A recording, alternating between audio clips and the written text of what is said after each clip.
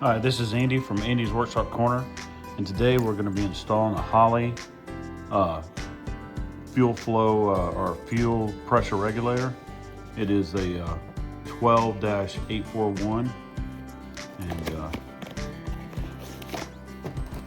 comes with directions, mounting bracket,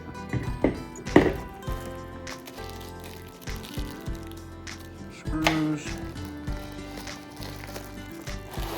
and well, that's about it.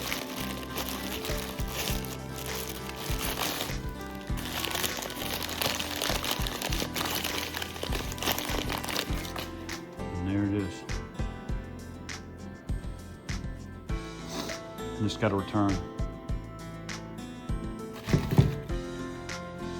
I'm going to mount me.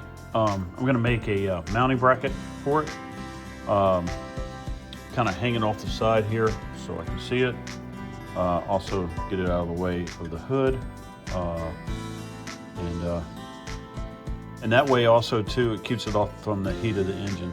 Now Holley does make, or I think Edelbrock, one of them does make a mounting bracket for that comes off of the carburetor.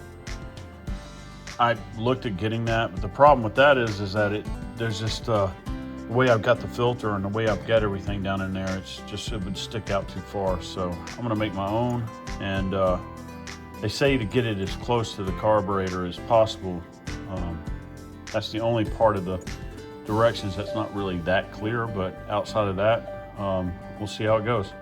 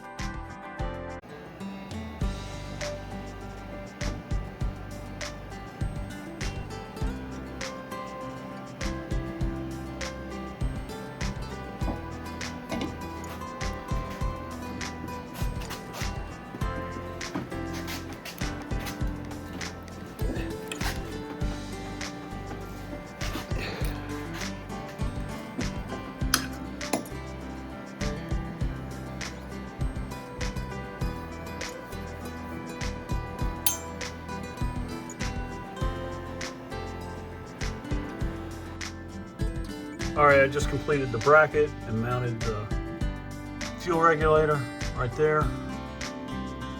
Actually, I've already connected the gas line.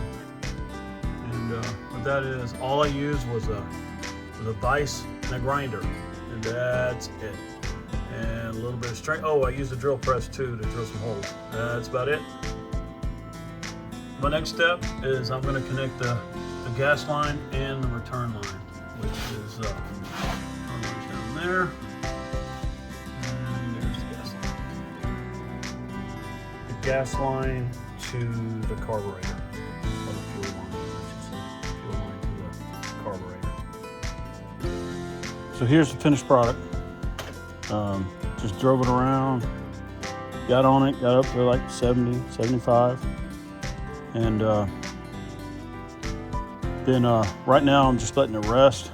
And then I'm going to start it up in a second to see if it helps. It's just, getting rid of some of the heat sink from the motor. Anyways, it's pretty easy install. It didn't really take that much outside of, I already had the return line for the fuel sending link unit already installed. I did that earlier.